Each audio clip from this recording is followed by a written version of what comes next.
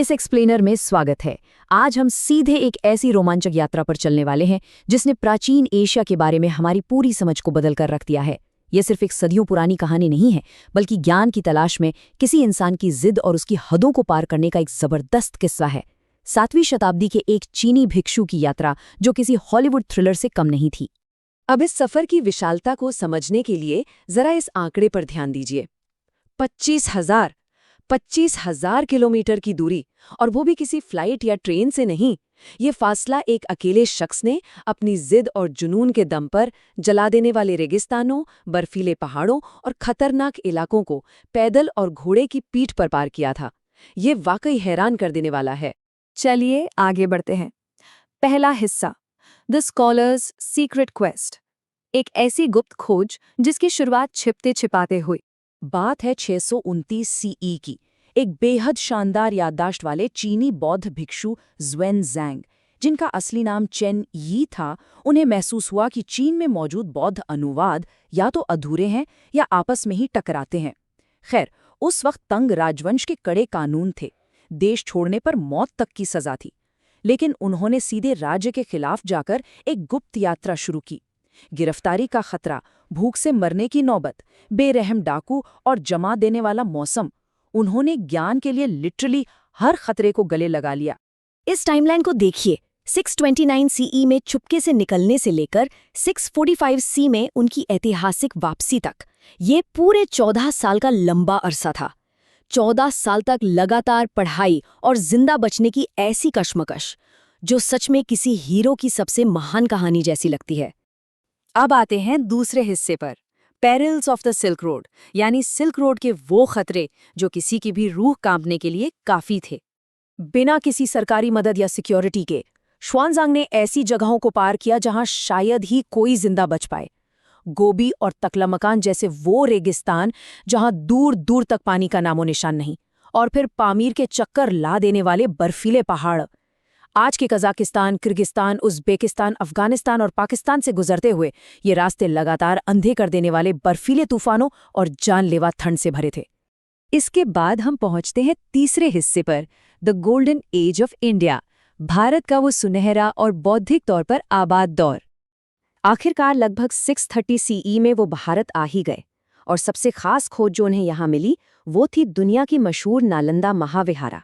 जरा इस पैमाने की कल्पना कीजिए, 10,000 भिक्षु। ये किसी विशाल अंतर्राष्ट्रीय यूनिवर्सिटी जैसा था, जहां विशाल लाइब्रेरीज और बेहद कड़े एग्जाम्स थे। यहाँ उन्होंने न सिर्फ बौद्ध दर्शन, बल्कि व्याकरण, तर्कशास्त्र, चिकित्सा, खगोल विज्ञान और गणित जैसे आधुनिक विषयों को पूरी तरह से घोलकर पी लिया। और ये कोई आसान काम नहीं था। इस मल्टी स्टेप बौद्धिक सफर को पूरा करने में सालों लग गए। पहले उन्होंने संस्कृत भाषा पर पूरी पकड़ बनाई, फिर मशहूर गुरु शिलाभद्रा के मार्गदर्शन में पढ़ाई की, दुनिया भर से आई विद्वानों के साथ बहस और शस्त्रार्थ किया, और आखिर में उन पवित्र पांडुलिपियों की एक एक करके बेहद ध्यान से नकल बनाई, ताकि उन सारे पुराने विवादों को हमेशा के लिए सुलझाया जा सके। यूनिवर्सिटी के चारदीवारी से बाहर भी शुआनज़ैंग को बेहद सम्मान मिला, और वो सम्मान किसी आम इंसान से नहीं, बल्कि खुद उत्तर भारत के शक्तिशाली सम्राट हर्षा से मिला। सम्राट ने कन्नौज और प्रयागराज में विशाल धार्मिक सभाएं आयोजित की। ये दर्शाता है कि उस वक्त ज्ञान और विद्वानों को कितना बड़ा शाही संरक्षण मिलता था। अब इस अगले नंबर पर गौर करते हैं, 657। ये सिर्फ एक अंक नहीं है, ये वो असीम बौद्धिक खजाना है। 657 प्रामाणिक संस्कृत पांडुलिपियां, जिन्हें बेहद सावधानी से जमा किया गया था ताकि उन्हें वापस चीन ले जाया जा सके। पूरा का पूरा ज्ञान का समंदर जो एक देश से दूसरे देश का सफर तय करने वाला था। चलिए आगे बढ़ते हैं चौथे हिस्से पर, द मॉन्यूमेंटल रिटर्न, एक ऐसी वापसी जो इतिहास के पन्नों में हमेशा के लिए दर्ज हो गई। इस सफर का ये अगला पड़ाव वाकई दिलचस्प है। 645 सीई में जब ज़ुएनज़ांग वापस चांगान लौटें, तो सोचने वाली बात यह है कि जो भिक्षु कभी भगोड़ा घोषित हुआ था, उसी का टैंग सम्राट ने अब इतने शानदार शाही सम्मान के साथ स्वागत किया। उन्होंने एक अनुवाद ब्यूरो बनाया जिसने करीब 75 ग्रंथों पर काम किया, लेकिन सबसे बड़ी ऐतिहासिक धरोहर थी उनकी लिखी हुई ये किताब, ग्रेट टैंग रिकॉर्ड्स, एक ऐसी किताब जिसमें 100 से ज्यादा राज्यों की जलवायु, अर्थव्यवस्था और राजनीति को इतनी बारीकियों से लिखा गया था कि लगता है जैसे एक बदलती हुई दुनिया को वक्त में जमा दिया गया हो। अगर हम इन रिकॉर्ड्स के इस एक्सप्लेनर को देखें तो हमें 7वीं शताब्दी के भारत की एक बेहद साफ और डिटेल तस्वीर मिलती है। एक सुव्यवस्थित प्रशासन, वर्ना और जाति समाज, और सबसे खास बात, बुद्ध, हिंदू और जैन धर्म का शांति से एक साथ पनपना। उसके साथ ही खुशहाल शहर, बढ़ता व्यापार और एक ऐसी कानून व्यवस्था जो आमतौर पर संतुलित थी और जिसकी नैतिक नींव काफी मजबूत थी।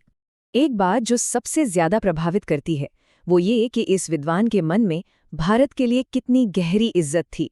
उन्होंने लिखा था कि यहाँ के लोगों को उनकी बौद्धिक क्षमता, गहरी धार्मिक भक्ति, हैरात अंगेज सच्चाई और बेमिसाल मेहमान नवाजी के लिए जाना जाता है। ये पढ़ना आज भी कितना अच्छा लगता है ना। अब आते हैं आखिरी हिस्से पर, एन एंड्योरिंग हिस्टोरिकल लेगेसी, यानी एक ऐसी ऐतिहासिक विरासत जो वक्त के साथ कभी पुरानी नहीं हुई। दरअसल प्राचीन इतिहास और आधुनिक पुरातत्व के बीच श्वानज़ैंग के ये दस्तावेज एक मजबूत पुल की तरह हैं।